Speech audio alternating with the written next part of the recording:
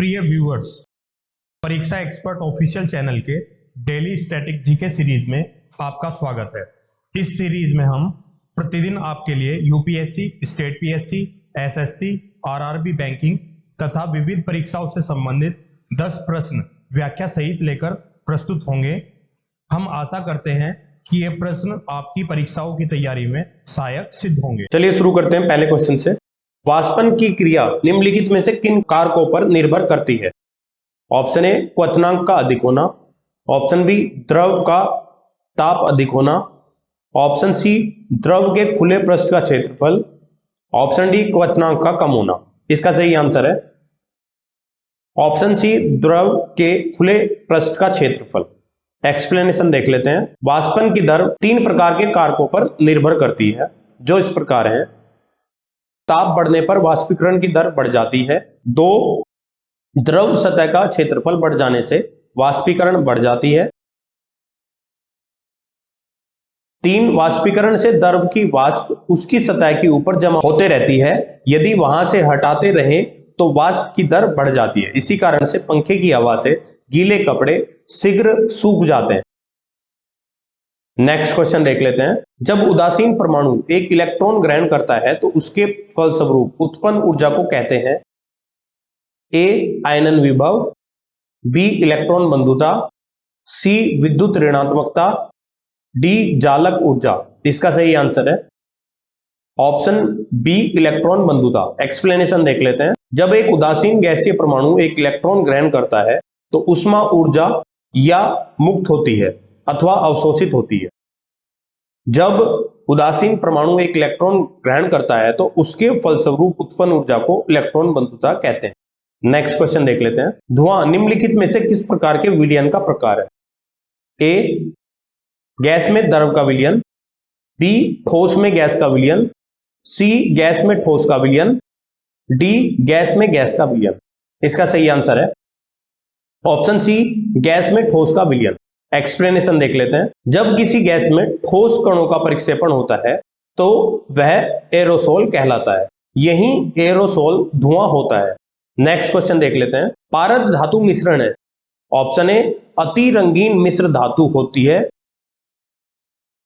B carbon युक्त मिश्र धातु होती है, सी पारद युक्त मिश्र धातु होती है, डी अपघर्षण के लिए अति प्रतिरोध वाली मिश्र धातु होती है।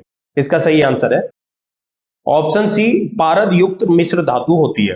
एक्सप्लेनेशन देख लेते हैं। जब पारा किसी धातु से मिलकर मिश्र धातु बनाता है तो उसे पारद धातु या अमलगम कहते हैं। लोहे को छोड़कर प्राय सभी धातुएं पारे के साथ मिलकर मिश्र धातु बनाती हैं। चांदी के पारद मिश्रण को दांत के छिद्रों में भरा जाता है। नेक्स्ट क्वेश्चन देख लेते हैं। स्टील की कठोरता प्रदान करने के लिए बढ़ाई जाती है? ए मैग्नीज की मात्रा, बी सिलिकॉन की मात्रा, सी क्रोमियम की मात्रा, डी कार्बन की मात्रा। इसका सही आंसर है ऑप्शन डी कार्बन की मात्रा। एक्सप्लेनेशन देख लेते हैं। इस्पात की अधिकतम कठोरता इसके कार्बन सामग्री का एक फलन होता है। यह कार्बन के प्रतिशत के बढ़ने के साथ बढ़ती है। सीमेंटाइट या लौह कार्बाइड का रासायनिक सूत्र Fe3C है और वजन द्वारा इसमें 6.67% कार्बन मौजूद होता है। यह सबसे कठोर संरचना है जो लौह कार्बन साम्यावस्था आरेख में दिखाई देती है। नेक्स्ट क्वेश्चन देख लेते हैं। बेंजीन में सिग्मा और पाई बंध की संख्या होती है? ऑप्शन ए 3 और 6, ऑप्शन बी 18 और 6, ऑप्शन सी 12 और 3, ऑप्शन डी 3 और 3। इसका सही आंसर है ऑप्शन सी 12 और 3। एक्सप्लेनेशन देख लेते हैं। बेंजीन में सिग्मा पाई बंध की संख्या 12, 3 होती है। इसमें 6 कार्बन परमाणु और 6 हाइड्रोजन परमाणु होते हैं, इसलिए कुल मिलाकर 12 सिग्मा और 3 पाई बंध है। इसलिए बेंजीन 15 सहसंयोजक बंधों से मिलकर बना है। नेक्स्ट क्वेश्चन देख लेते हैं। ऑक्सीजन अनुपस्थित होती है? ऑप्शन ए केरोसिन में, ऑप्शन बी कांच में, ऑप्शन सी मिट्टी में, ऑप्शन डी सीमेंट में।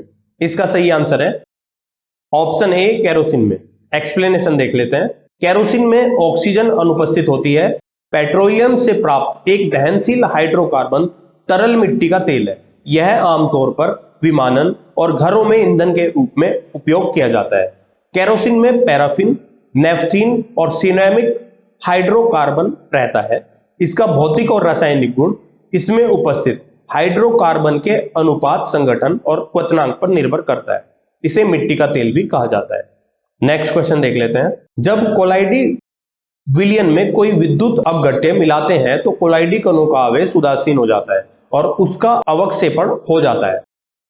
इसे कहते हैं ऑप्शन ए स्कंदन, ऑप्शन बी अपवहन, ऑप्शन सी पायसीकरण, ऑप्शन डी परिक्षेपण। इसका सही आंसर है ऑप्शन ए स्कंदन। एक्सप्लेनेशन देख लेते हैं। कोलाइडी कणों पर समान प्रकृति का आवेश रहता है और इस समान प्रकृति के आवेश के कारण सभी कण एक दूसरे पर प्रतिकर्षण बल आरोपित करते हैं, जिससे जल्दी से ये कण विलयन में इनके स्कंदन होने से बचाता है।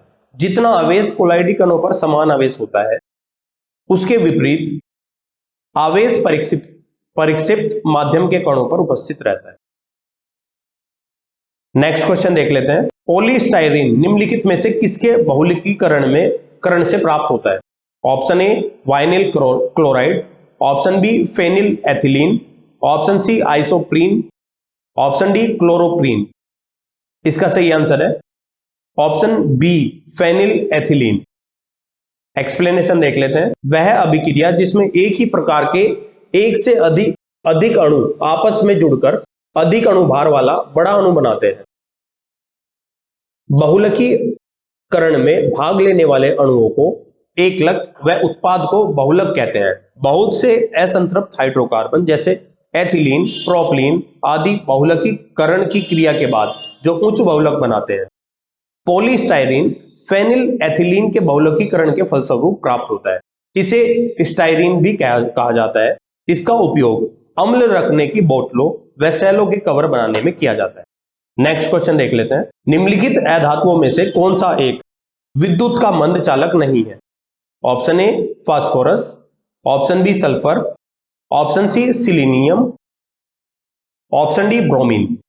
इसका सही आंसर है ऑप्शन सी सिलीनियम। एक्सप्लेनेशन देख लेते हैं। अधातु में सिलीनियम सर्वाधिक विद्युत चालक है। आवर्त सारणी में किसी वर्ग में ऊपर से नीचे की ओर जाने पर धात्विक गुण बढ़ता है और आवर्त में बाएं से दाएं जाने पर धात्विक गुण घटता है, क्योंकि जिस तत्व में धात्विक गुण अधिक होता है वह अच्छा विद्युत का चालक होता है।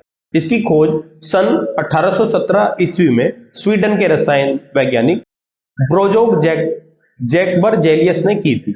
भूरा सेलेनियम विद्युत का चालक है। यह अंधेरे की अपेक्षा प्रकाश में विद्युत का अच्छी प्रकार से चालन करता है। प्रिय व्यूअर्स, हम आशा करते हैं कि ये वीडियो आपको अच्छी लगी होगी। कृपया अपने फीडबैक एवं सजेशंस कमेंट बॉक्स में दें। हम आपके सजेशंस के अनुसार वीडियो को और बेहतर बनाने का प्रयास करेंगे। इस वीडियो की पीडीएफ प्राप्त करने के लिए आप हमारे टेलीग्राम चैनल से जुड़ सकते हैं, जिसका लिंक वीडियो के डिस्क्रिप्शन में दिया गया है। आप हमारी वेबसाइट www.parikshaexpert.com पर जाकर किसी भी एग्जाम की टेस्ट सीरीज ज्वाइन कर सकते हैं।